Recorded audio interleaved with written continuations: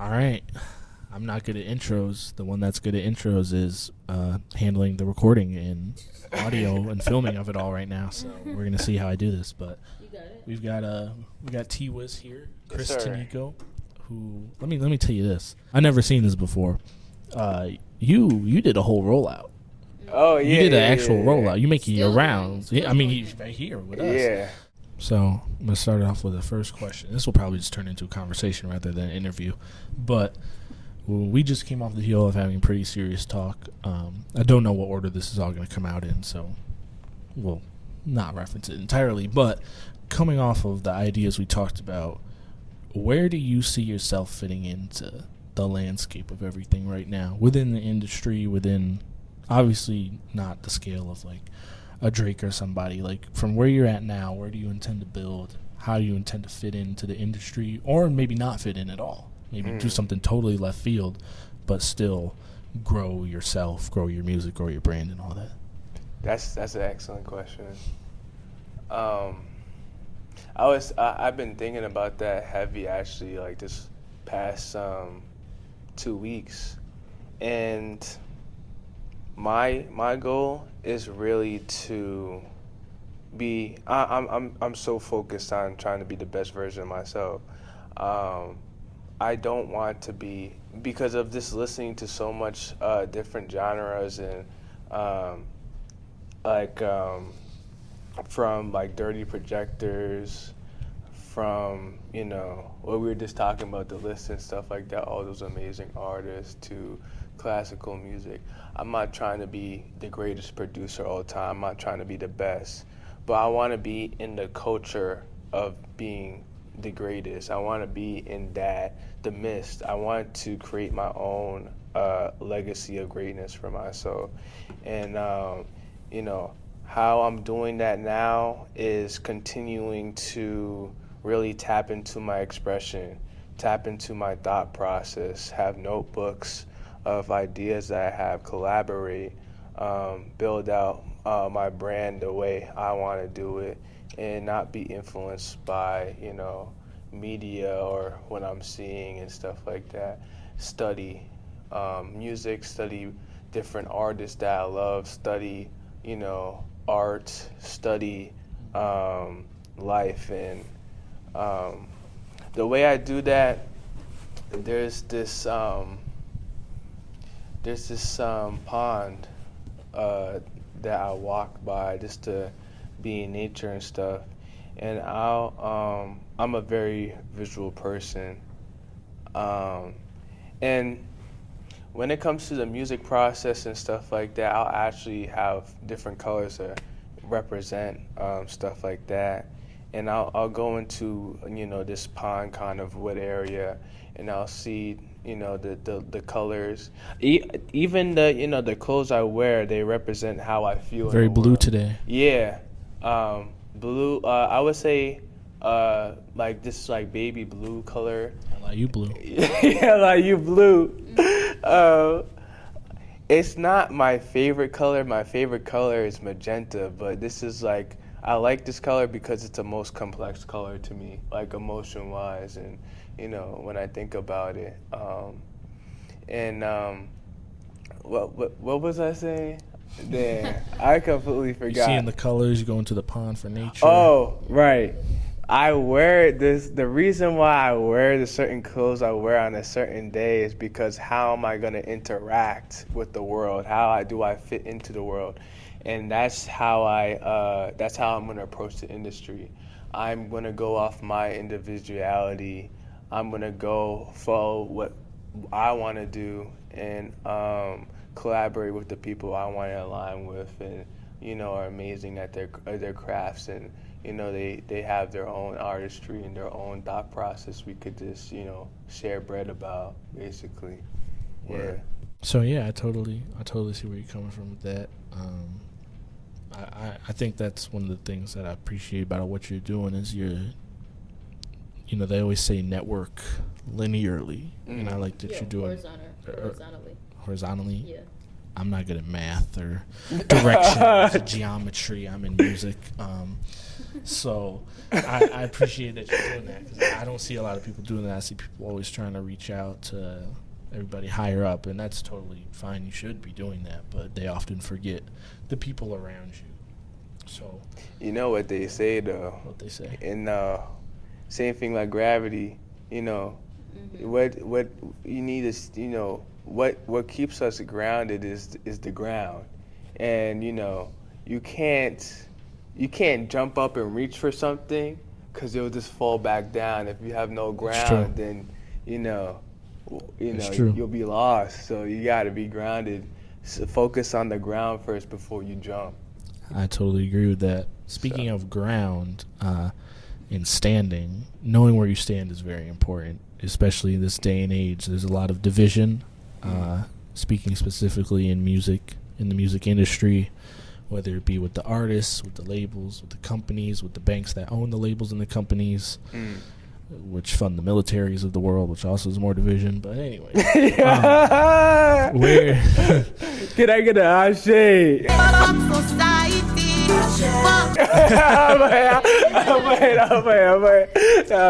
But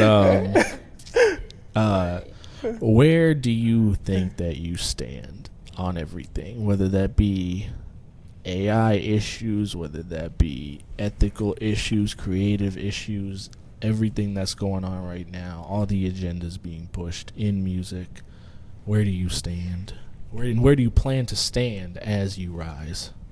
I plan to stand educated. Without being educated on any matter and stuff like that, how could you stand at all? And being educated is about knowing the history of why things are currently, understanding the origin, and trying to decipher the patterns, if there is any, and taking it day by day. Basically, that's all I can do. I'm still trying to build. I'm still trying to live, and I feel like my thing is I take into consideration all these things, and it makes my mission even greater. How I do that is with my interaction, always being it sounds cliche, but kindness and respect Come with kindness. Yeah, and integrity. That's really the main way to go. You can't fail without those things. Always stand on business. Always stay firm in your principles. And that's like the energy I have every day. Stay in faith, stay with God, and that's always that's always the way to go. That's always the way to go. I feel you on that. You were talking a lot about history, and I think one thing that's very easy to do these days is erase or rewrite history. And sometimes when you don't properly preserve history, that is very easy to do. So now I want to dive into the contents of your album a little bit. You have a track on there that we've spoken about many times, that is a dedication to the late Professor Strickland. Right. And there has been a strong lack of, trying to honor his memory at the place where he used to teach. And so this track is one of the few things that we have in terms of, like, what did he mean to us? So Right. I want you to speak on that. What did he mean to you? What did he mean to the community? And how important was he in the development of this project? He's meeting. I remember before I even got to college. I think I met him at this open house. Ashley was hosted in this. We went up to the 7th floor because they were showing the main space and stuff like that. And I remember meeting him for the first time, and he didn't know who I was. He was showing a demonstration, And I remember there's probably a picture somewhere I have. I think I framed it. Of my mom took a picture of me like being grin to grin and seeing. Number one, it was I. He had a aura about him. He was bigger than life. Always would have a smile on his face. Always would be laughing, which like is I you know I relate to so much because I'm always smiling and laughing and trying to just exude that energy. And I remember just listening and being so. What I saw, he was actually like this would be his main spot over here, and every time that he would teach or everything that you would do, everything you would talk about or demonstrate, it was with love and passion, and and I'm just like visualizing. It was just like it was like a genuine love. Like you can't act or like perform, or it was never about material things like the money or status or ego or nothing. He just loved what he was doing. He loved teaching more than anything. And there was Nick had private lessons with him, and I know a few others, Joseph, me, and Sweets, and a bunch of impact. Others were impacted by this him as a person, not even by his music, and he was the coming to the school, or this in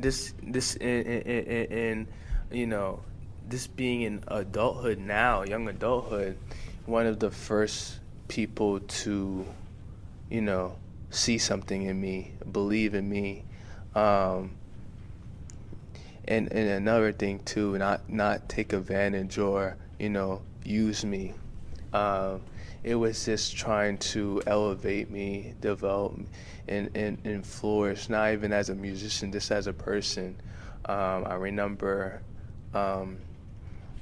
we would one thing he always spoke about was chess, his love for chess and stuff like that, and there were certain things that he would speak about that resonate with me till this day.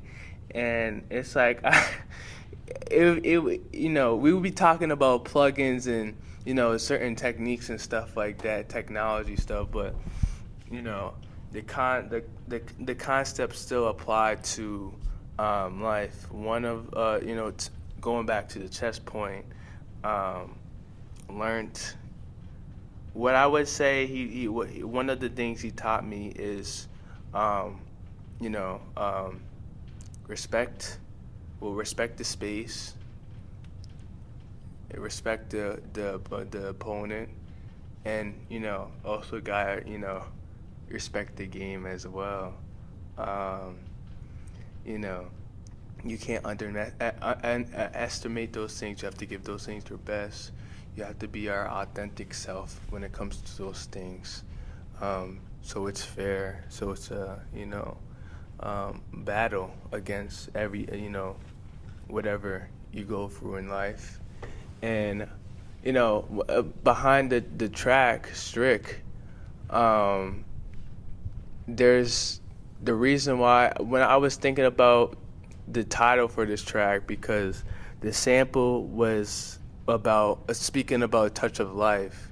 And I remember thinking that day, what can I correlate, what can I connect with this headspace I'm in with adulthood, belief in me, being able to create this new version of myself, who inspired me, who impacted me, who instilled in me. And I thought automatically Mr. Strickland. And I remember I looked at this piece of art that connect with me. It was a picture of Adam and Eve like touching I forgot the artist who made it. Who was it? I don't know if it was Michelangelo or somebody else, but it's that picture of God and Adam, and they're like almost touching hands and stuff like that, and it shows like it would be, to me, it was like the teacher and the student being able to really just get that one bit of life that you could be great with, that you could do the same things, inspire, teach, just create, so that's what that's what I did. And also this on the track listing too, Earth Things and Strick is 8, and next track is I Feel It. So the track list. Oh. The mic. No, closer. Oh, my fault. So the track listing and stuff like that, from going from 8 to 9, it's the band, to dedicate his band to Strict 9, as well as the title of 9 being I Feel It. So it's like Strict I Feel It, like you instilled in me, and I'm trying to do my best with what you gave me, and just keep on just having faith in what you instilled in me and believed in me and stuff like that. Damn, I didn't know about the band, and that's crazy. Yeah. It's crazy how you incorporated that. Speaking on track 9, after that is my personal favorite track, track 10. No. But I actually want to go a little further down to the end of the album. When me and you talked about that, you said that you wanted that to be more of like a transition into Dying to Produce 2. Track 12, Yeah. like the sequel. Yeah. And so I'm wondering, where do you want to take the sequel? What is your mindset going into Dying to Produce 2? I don't want to reveal too much. Okay. I've been I'm actually working on a collaborative project with my friend great friend Kiesi. Okay. That's gonna come out soon. I'm trying to produce for that. And my brother Don, he got some stuff on the way, Lando. I'm working on some collaborations, but as far I could tell you about the sequel to Dying to Produce. I thought actually it's weird. I have bursts of ideas. And I keep thinking about when you said the sequel, it brought it back what the idea is, and I wanted to be like, how the story was kind of, I feel it was more triangular. This second one, and that's another thing, story. I didn't know I had the ability to do that. I'm not gonna lie. It's the storytelling with the music and stuff like that. Yeah, I've been studying some stuff recently to like even get this sequel even crazier. But I'm approaching this next one like a play. Oh. Joker 2. No, not that. Nothing like that. Please, no. No. What was it called? Do la poo poo? Yeah, Folie la doo. Folie la doo doo. No. But I was thinking of in terms of like a player script. I want to have, I was focused on one character for DDP, like the story, and I want to focus on 3 different stories with 3 different characters. And what came to mind? I don't want to speak too much about it, but okay. But I've been inspired by the little girl that was the first like African American to go to that school in Little Rock, Arkansas.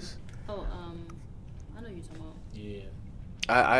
I Ruby Bridges. Yes, Ruby yes. Bridges. There we go. I want to look into her story. I want to look She's into. still alive. Too. Yeah. Mhm. That's crazy to know. I don't know. I never knew I like history like that much like that.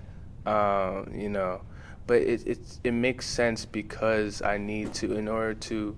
It's what I guess God's purpose and vision for what He wants me to do. Having to be, you know, talk about other people's story. How can I make it, and individualize? How could I make it digestible? How could I make this new and original? But I want to talk about her. I want to talk about. It will be about 3 people, and yeah, I want to approach it with that and. Dying to produce was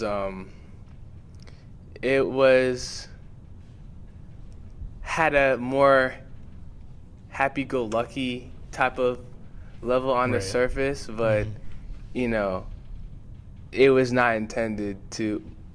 It was intended to sound like that because I wanted to be perceived like that, right. with the artwork being a certain way, but it's not like that. And I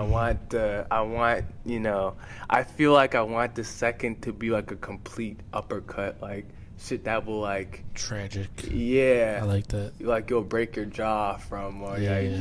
I fuck with that heavy. Yeah.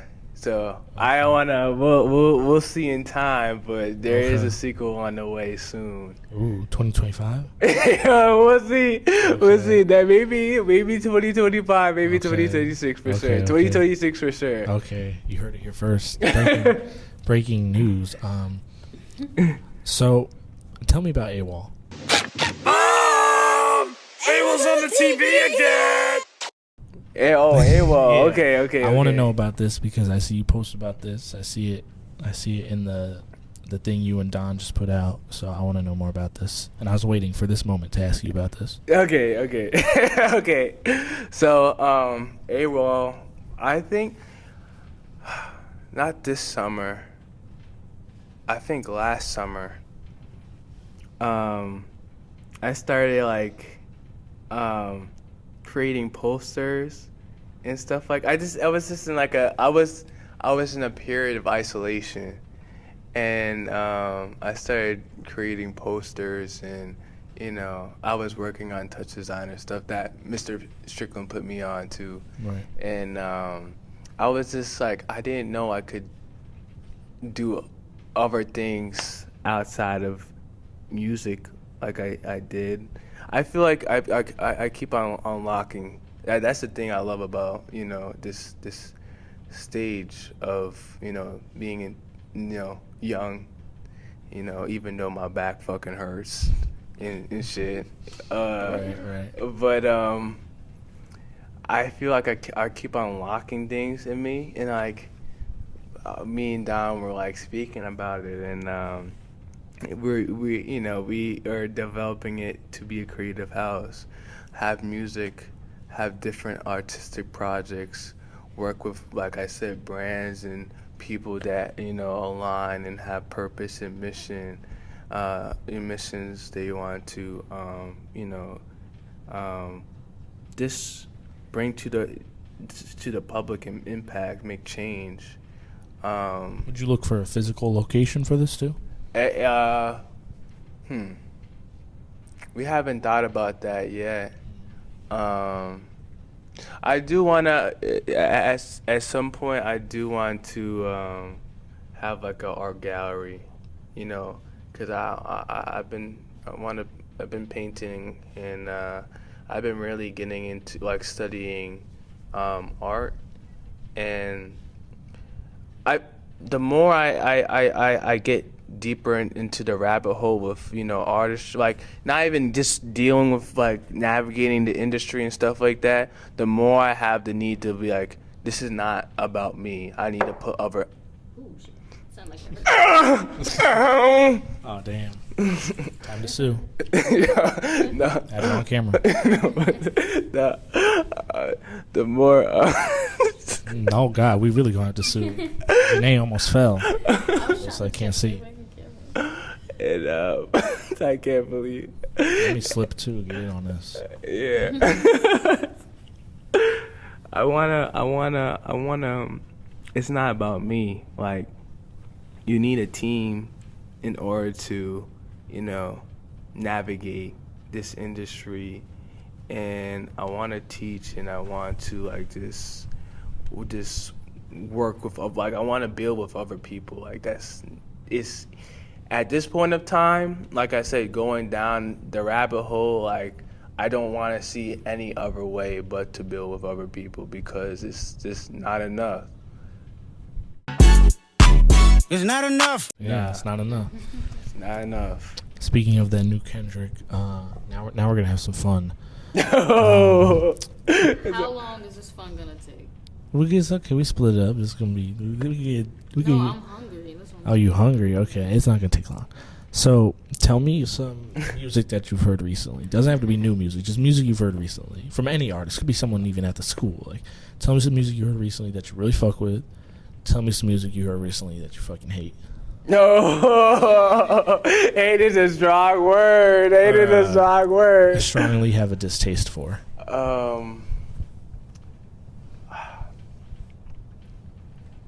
right. You start with love.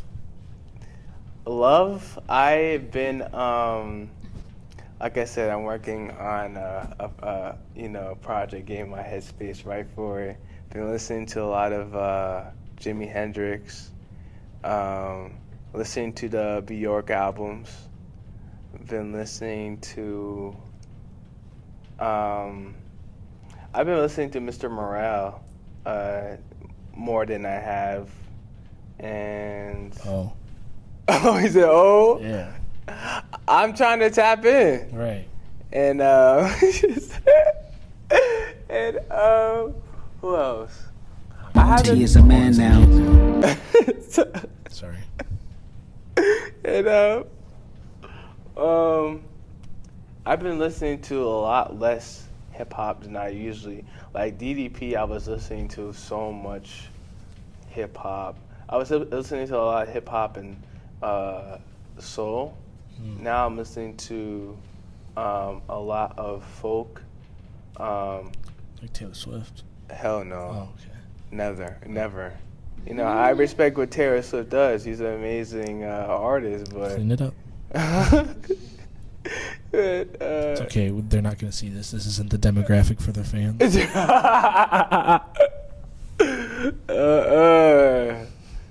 I was about to say something, so Say it. Take us out of here. Go get us viral. It's okay. They're not going to find us. Knock on wood. Yeah, plastic. knock on wood. This nobodies will find us. Oh. Oh. We don't want that. Yeah, nah. No. Nah, this is not we're in love with the black queens around here. I'm speaking I was speaking right to the camera. You know what I'm saying? Single and ready to mingle? Hey, I don't know. Are you breaking to us that you are accepting dating applications? Yeah. Man, Where else would you get this type of content? Only here. Artistry above all. see